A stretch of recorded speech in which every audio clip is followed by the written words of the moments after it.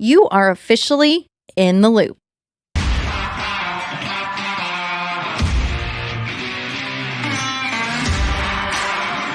Welcome to In the Loop podcast. I am your host, Jordan Jo Hollabaugh, professional rodeo athlete, entrepreneur, and a full-time cowgirl.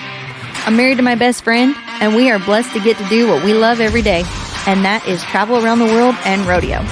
My goal on this podcast is to promote the Western industry and specifically the sport of breakaway roping. On In the Loop, we bring you behind-the-scenes stories of what real life looks like every day from cowgirls, cowboys, industry leaders, producers, trailblazers, and all of the like, sharing stories of the Western culture and the lifestyle that they live daily. You are now officially in the loop. Let's get to it.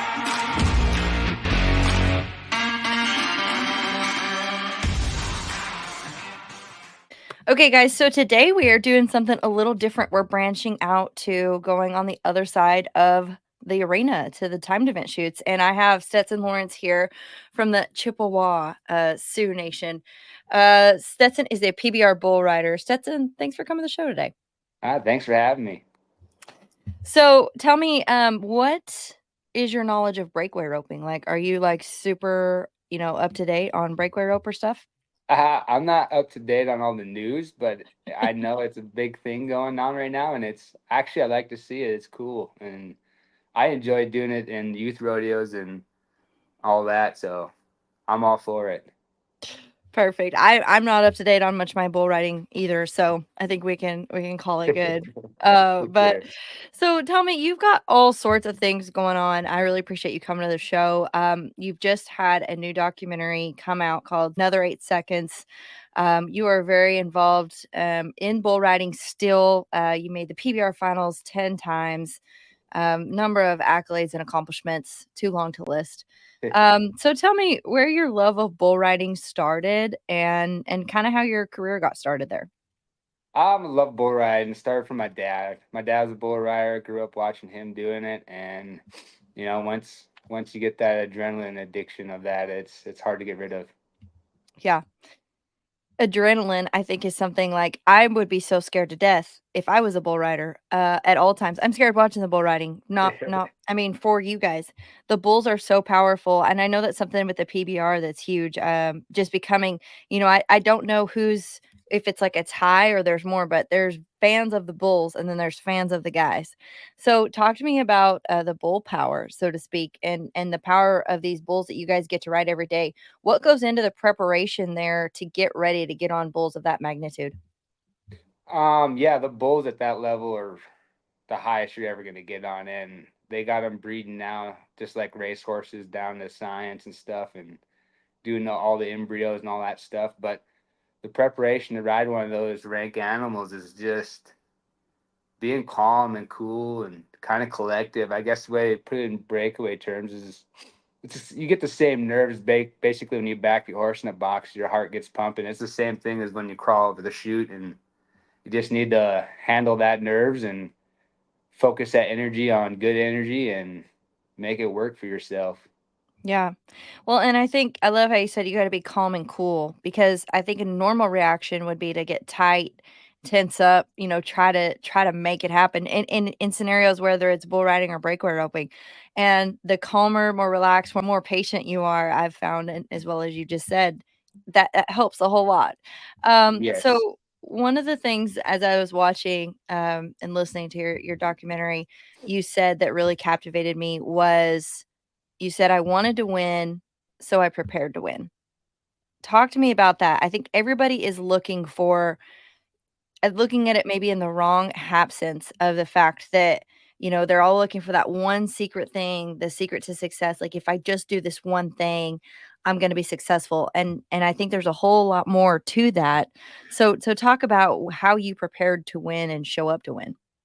Um, Basically, I did dove into really understanding myself. Like, as you watch the documentary, I had a lot of childhood trauma and dealing with my mom's death, and putting that all, I don't want to say behind me, but I'm okay with it, and then it's easier now. So, and understanding your emotions, because that's probably the hardest thing I had to learn is channeling my emotions and not just react off of that and just know what's good and what's bad. So I did a lot of, I still got therapy every other week, and going to the gym is another big key, just a self discipline, and just shows that you're dedicated to whatever you're doing. And I think that helped me. And then the other one was the big other deal I was doing is a lot of meditating before I got on, because after I broke my neck, I knew after injuries it's tough to come back and trust the body. And so I looked up and then meditating, and I really didn't know how, but it's the way I did it was breathing and just believing in myself, and like that self-confidence goes a long ways. Like if you don't do it, nobody else is going to start believing in you. And I think that's the way a competitor should approach his event, and try to minimize the self-doubt, I guess, was out. What I was doing was trying to minimize my self-doubt. When I showed up on the weekends, I knew I did everything I could to prepare myself to compete that weekend. So, talk to me a little bit more. I agree with you 100%. Meditating has been a game changer for me. I have done it along the lines of breathing as well as visualizing for me has really been helpful. So, I think that that builds your confidence up as well because for me you could go through and you could make runs and if something went wrong, you could fix it right then right there. And you could kind of go through and build that confidence up to like okay, if this happens, I'm going to do this or the ifs and if this, then Yes. that kinda thing. So talk to me about more about your meditations and how you got into that. Like, where did you go to find that? And then how you said you focused on your breathing. How did you get started? How long did you do it?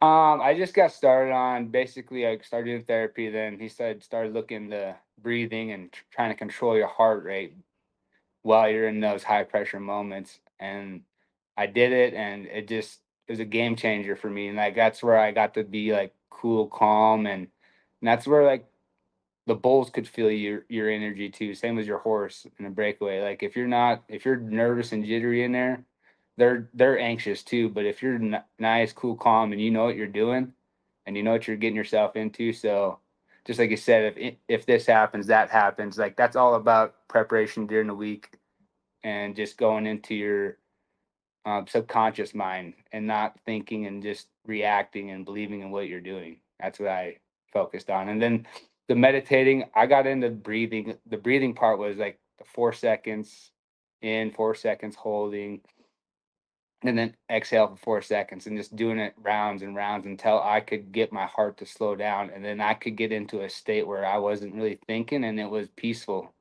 That's how Mhm, I meditated. mhm. Yeah, I love that, and I think I like to hear how everybody does it differently, and I think, making it applicable for you and how it works for you is huge, and so, Yes. the 4-4-4 is always a good one to get your heart rate down, and it's really kind of interesting to learn about your body, your emotions, your mind, because then it takes you into a whole different level when you start doing that stuff and you're like, wow, I was really feeling this, or wonder why I'm feeling that, or wonder where this is coming from. And so you just learn a whole lot more about your body and about yourself. Yeah, that and that with all doing all of that, I noticed the energy drinks weren't a thing for me. I was like a space cadet. I couldn't keep focus on what I needed to during that moment. So quit drinking energy drinks while I was riding, and I started drinking a protein shake instead. And that was a big game changer too. Yeah. And I think too, I love to hear you talking about the nutrition, fitness, the mental aspect of it. I think there's so many new pieces to the game that we're all learning and implementing. And I love to see these athletes starting something new and, how protein actually affects your body before pregame, postgame, mid-game. Yes. I think that those things are, and for everybody, it's different, right? But those things are really starting to come into play. And I want to touch a little bit on the therapy piece of it because I think as we as athletes and especially in this industry, we are meant to be tough, right? And you show no pain. I've heard several times throughout my life, don't cry, don't act like a girl.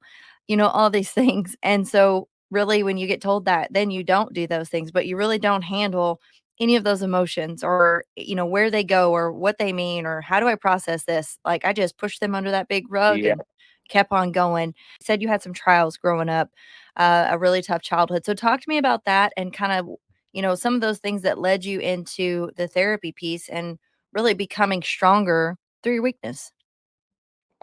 Just the traumas was basically losing my mom, and I was a senior in high school. Like it just started in September, and yeah, I was thinking about going to college, but then that all changed, and then it just got to be down to the survival mode. And just like you're saying, you push everything under the rug, and you're tough. I can do this stuff, and then I legit did go to therapy till I think 2000 was 21. My mom died in '06, so it was quite some time. So, but all that stuff built up. Like in my first appointment I went to, it was it was crazy, but it's very scary. But you know what? Like you're in control of what you want to expose of yourself, and you can ease your way into it. Like you don't have Mhm. to do everything right away. And like I like to think of it as layers, like onions or whatever. You're just peeling back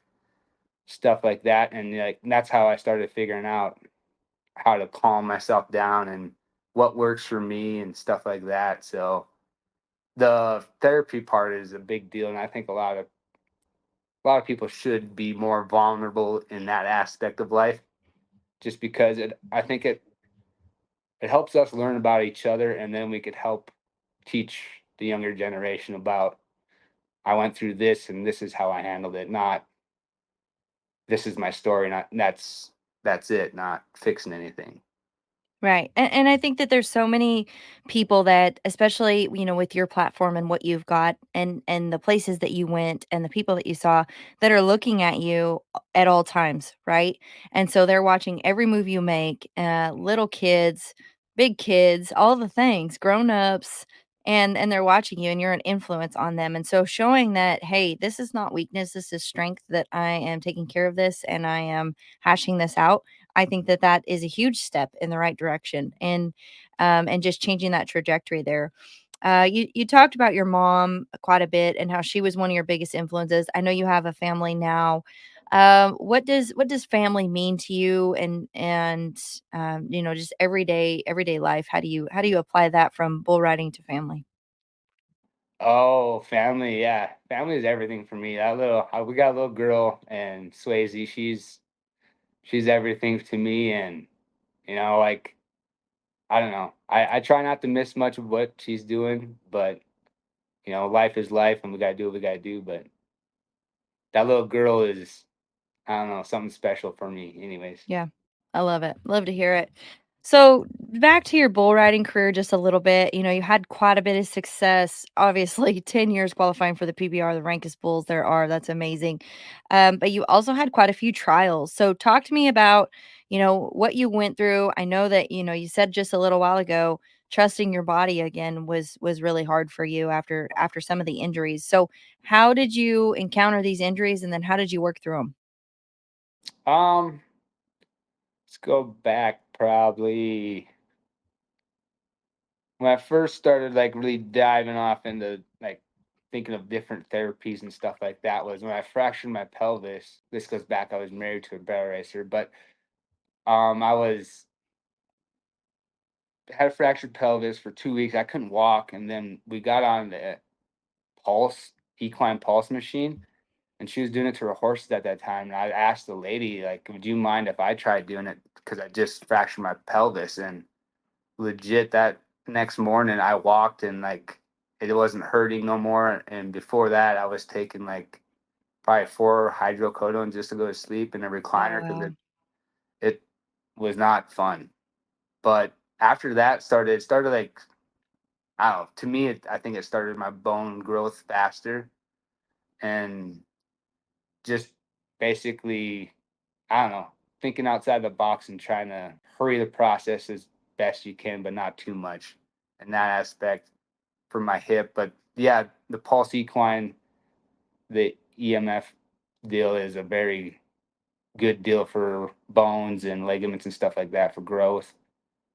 But like the shoulder and my neck deal, those were more mental of just trusting myself and not like the self-doubt. Like that was my biggest deal, was a self-doubt and not being able to trust myself.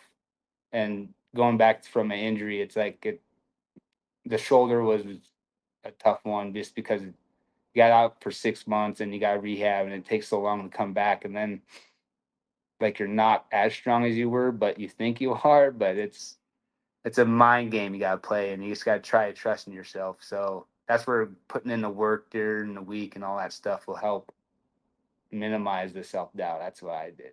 Right. So what did your week look like? You talk about putting in the work and preparing so that when you got there, you were ready. What did that look like in just a brief summary? So I'd get home on Monday and usually work out Monday, Tuesday for about 2 hours each day, and then just relax. Probably do ice baths those nights, and then Wednesday I would go to yoga, so I would get flexible, and then Thursday was a light workout, and then Friday was usually Thursday or Friday I was on the plane and going to the event. Did you say ice baths were nice? Yeah, Oh, oh my.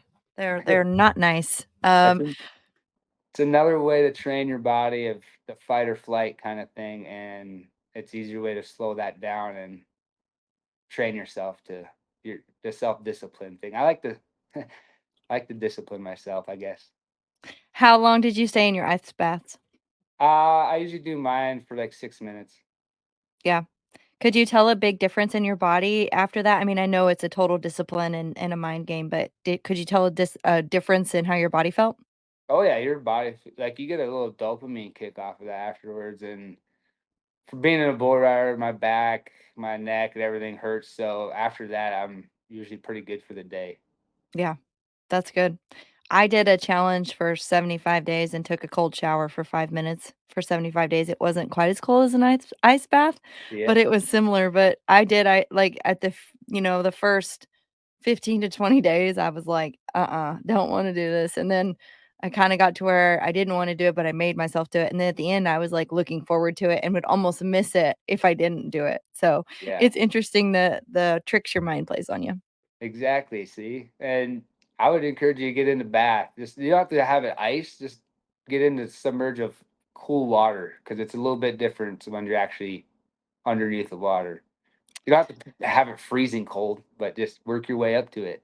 Well, I mean, if I'm gonna do it, I'm gonna do it. Like, I mean, I'm not gonna go halfway. I might as well put some ice in there if I'm gonna do it. But no, I agree. I think I need to do it. Maybe this next 30 days, I'll try that. Stick a water trough out there and get some ice and Heck see yeah! how tough I really am. Exactly. So you battled through these injuries, after one of your many injuries, but right before the final injury, you came back. You had a great ride in January, I think for 91 points.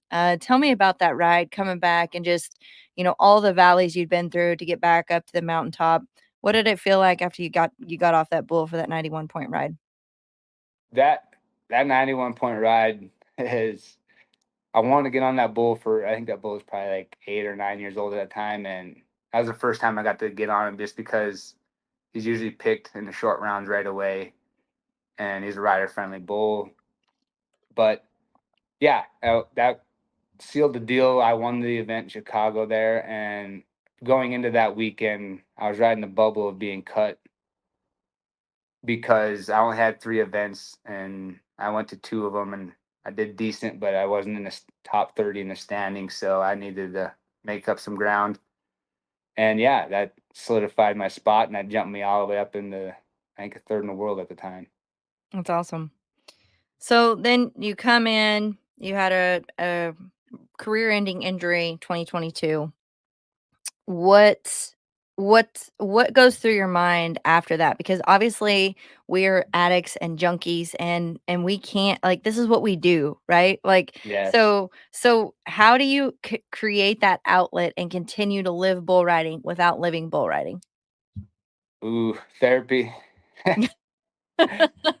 Therapy. More therapy. It was I ain't gonna lie, it was I refer to it basically as losing my mom, and it was a rough 2 weeks. Like I went into the doctor because I landed on my head again, and it was pretty bad. So I went and seen a specialist that did my neck surgery, and basically above my fusion because I have C5, C6, C7 fused above C5 and C4. My spinal column's like about that big. So if I land on my head one more time, I'm not gonna be able to walk. And now in the documentaries, you see I lay on the ground there and that's like live. It's not stretched out. Like I lay there. I talk to the bullfighter. I tell him I'm paralyzed. I wasn't knocked out. I could talk. Like I just couldn't move for like 5 minutes. It was weird. And then slowly it came back. I don't know how, but it did. And then yeah, I went and seen a special. I kind of had it in the back of my head that it was going to be the end of it. And because I'm 35 now, so I was 33 at the time, and it was getting later in my career, so I knew it, but nobody likes hearing that. And I seen it. He showed me the pictures, and I'm like, all right, like I got more to live for. Bull riding's not everything. Like I don't want to be paralyzed. I'd rather live a normal life and be able to do whatever I want to Mm-hmm. do. Mm-hmm. So yeah, I walked out of the doctor's office. I got in the elevator and I cried and I cried.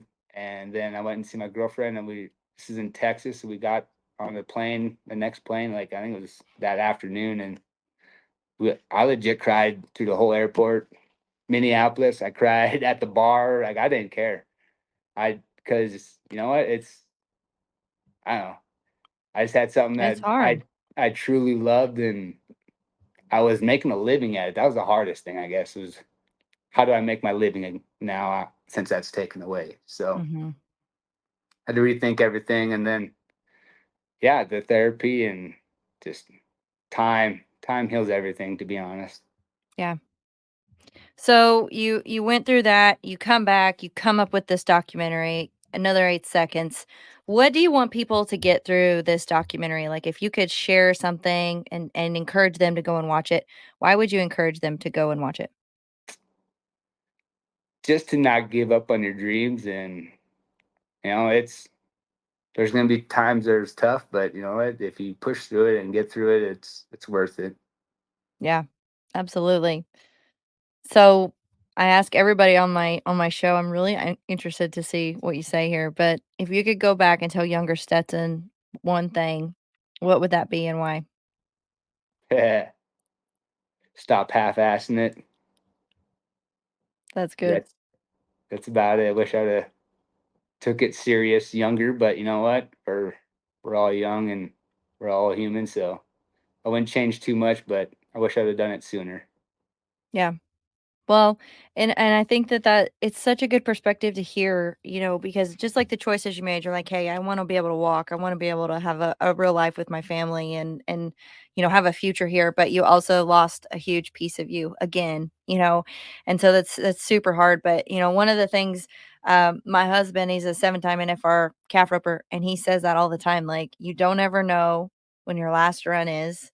You can't Mhm. don't take it for granted, You like, know? give it everything you've got every single day, and, he talks a lot about which he, just time got him more than anything. I mean, he had injuries throughout his career as well, but mainly, he's like, "If I could go back and do it now, I could do it so much better. I'm so much smarter and more mature, and I look at it different." Yeah. Do you feel that same way? Yeah, very much so. The way I would put it is it's more of a peaceful way of competing, I guess. Mhm. Yeah, Just because I go back to the self-doubt was never there, right. and it showed. Like I was for the 2 months I rode that in 22, I think I rode 50% of my bulls and I won 90 some thousand. Wow. So it Pretty was good stats for a bull rider. it wasn't bad for the 2 months I was riding. And that's the other thing I look back, like I got to taste some success at the top and feel how it feels like. And that's what I mean by being peaceful at competition and not being nervous or the jitters or anything like that. Like that's when I showed up to compete, and I knew I was there to win. Yeah, I love it. So what does life for Stetson look like now? What do you have going on? What do you have planned for the future? Oh, I got a lot of stuff going. I got a gutter business right now going. Help coaching for the MSU here with the bull riders. I got do a couple of bull riding clinics throughout the year. Yeah, that's about it. I think. I don't know. Chasing a young child. Yeah, she keeps me busy enough. Yeah. I gotta make enough money. She loves horses, so Dad's gotta. There you go. Future breakaway roper in the midst. Yes, I hope so. Perfect. Well, Stetson, thank you so much for coming and just sharing a little bit of insight to your story here. You guys go out and find his documentary, Another 8 Seconds. It's definitely worth your time to go and watch it. You can also find him on all social media channels. Stetson, thank you so much for coming to the show today. No problem. Thanks for having me.